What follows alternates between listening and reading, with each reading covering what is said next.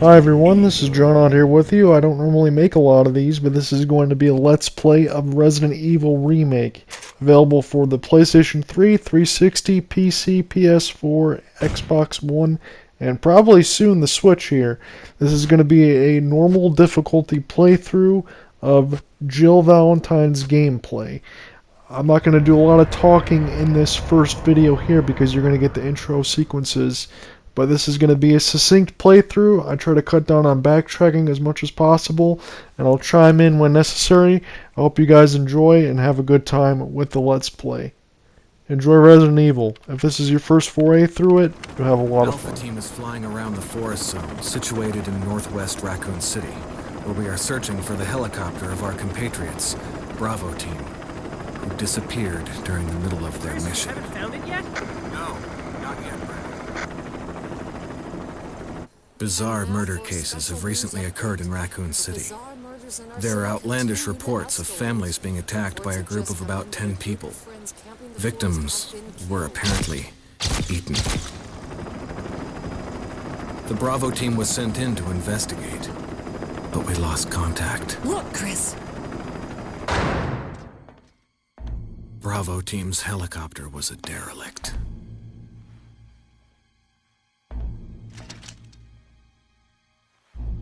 Save for the remaining body of Kevin.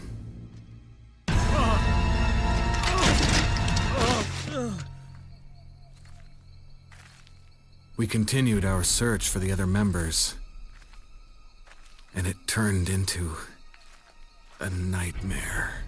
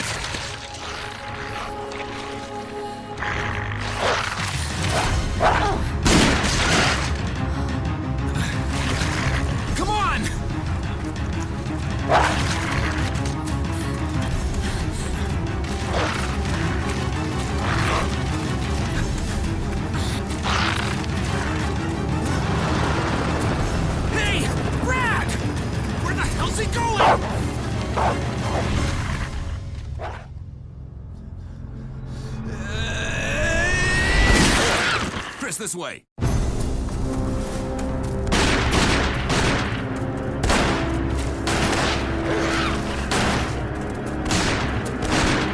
it! Make for that mansion!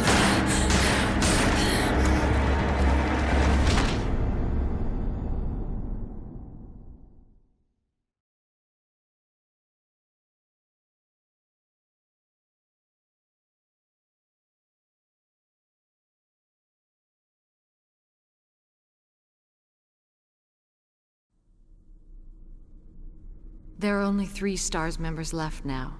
Captain Wesker, Barry, and myself. We don't know where Chris is.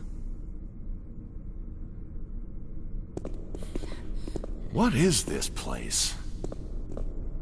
Not quite your ordinary house, that's for sure. Hey, Wesker, where's Chris? Jill, no! You don't want to go back out there. But we've got to find... What was that? Chris? No. Jill, go and investigate. I'm going with her. Chris and I go back a long way. All right. You two go. I'll secure this area. Stay sharp.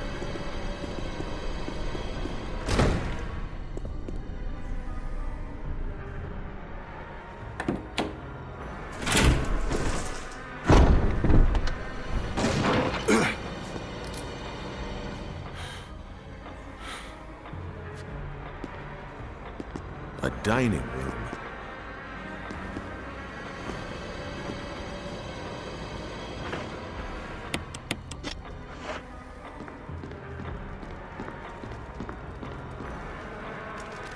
I think you'd better take a look at this. What is it? Blood. Jill, see if you can find any other clues. I'll be examining this. Let's just hope it's not Chris's.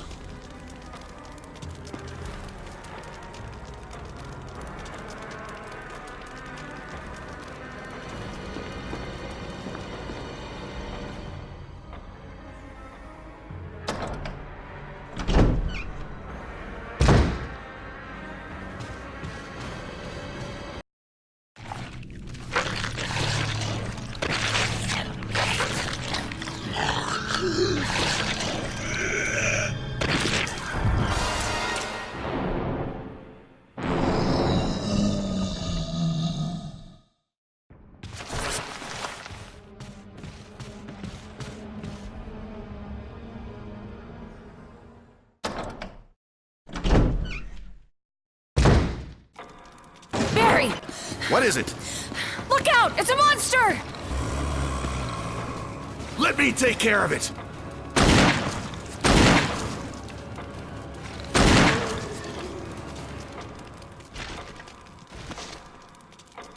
What the hell is this thing?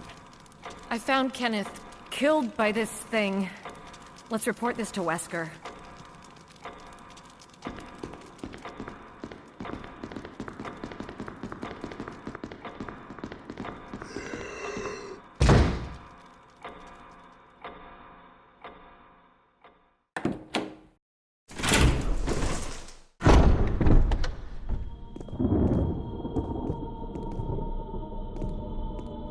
Wesker! Jill, help me look for him. But let's not leave this hall. Good idea.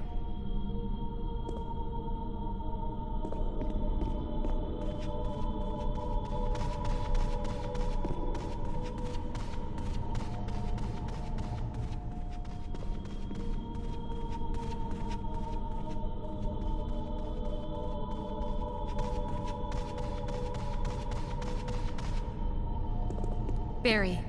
Any luck, Jill? No, nothing. What's going on around here? I can't figure it out. Same here. Chris, and now Wesker. There's not much we can do. We can search for him separately. I'll investigate the dining room again. Okay then, I'll try the door on the other side. This mansion is gigantic. We could easily get lost. Let's start from the first floor. Okay. Oh! I almost forgot. It's a lockpick. You'd make better use of it. Thanks. I may need it. Listen, if something happens, let's meet up in this hall. Got it? Okay.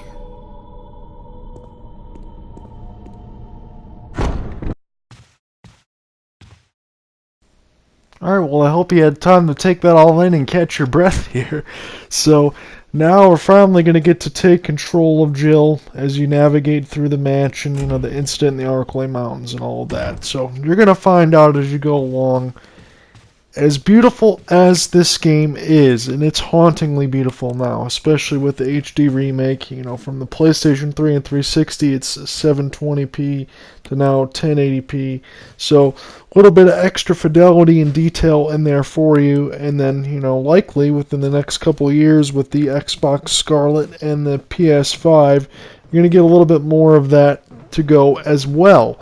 So this initially was a GameCube remake, a Nintendo GameCube only, but obviously it had done so well, and then with the release of Resident Evil 4 being GameCube only, you know, the Resident Evil remake, Resident Evil 0, Resident Evil 4, all these other things, they were going to eventually find their way to other consoles.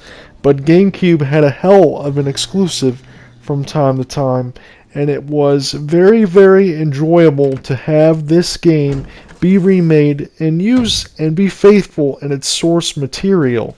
and it really, really shows. So if this is your first foray into survival horror, I welcome you into it.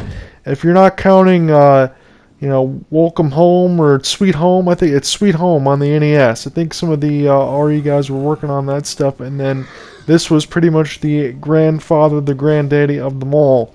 To get this to be from the initial PlayStation with the Beast movie style voice acting to everything now is absolutely a testament to the times and the graphical power and everything else that we got.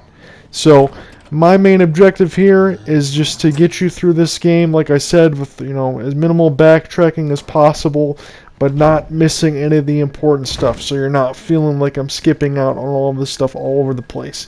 So I'll be honest with you, the very beginning of the game is probably the most difficult, and it's not just because you're navigating through the mansion for the first time, or even if you're a veteran player of this game in this series, coming from the original to the remake, it is a little bit different. There are some surprises and elements that get thrown your way that you wouldn't see the first time. But the reason why this game is so difficult at the beginning is because obviously your inventory is very limited. You don't have a lot of bullets, you don't have a lot of health, and things like that.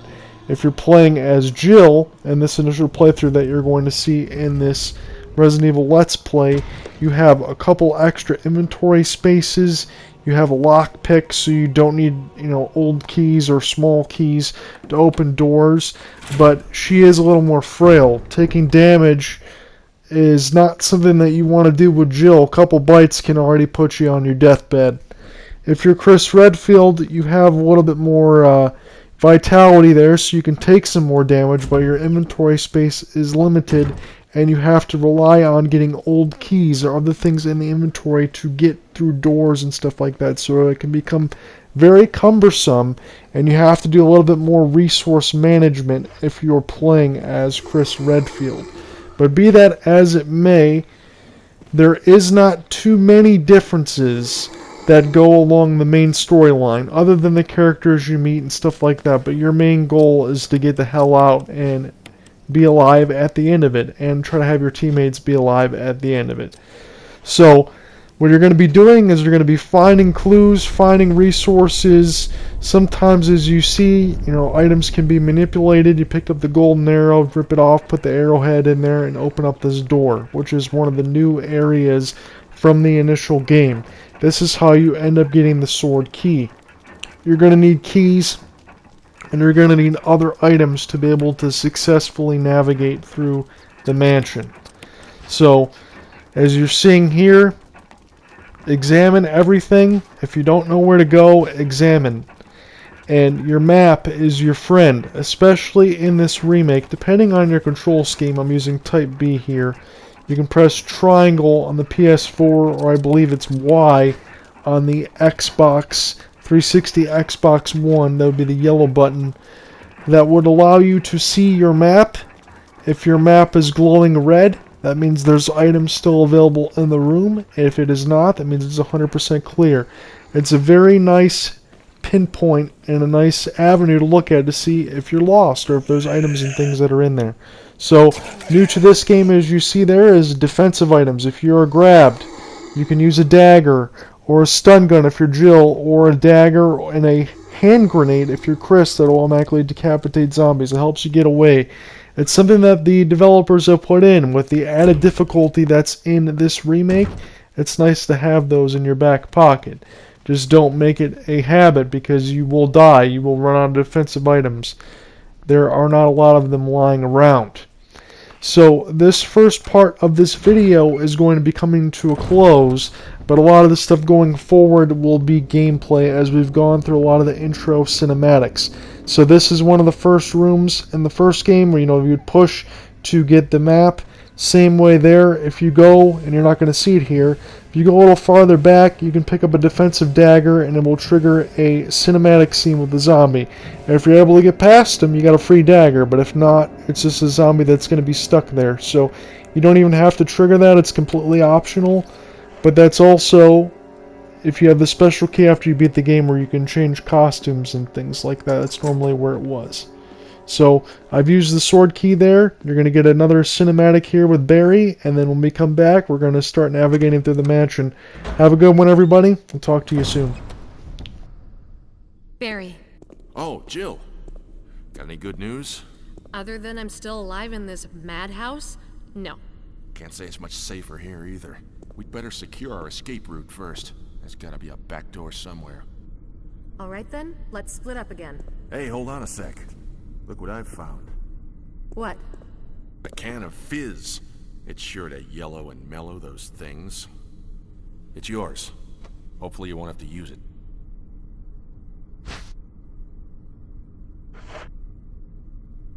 What about you? Oh, don't worry. I like the buddy system we have here. I see. Thanks, I'll take it. See you later. Ciao.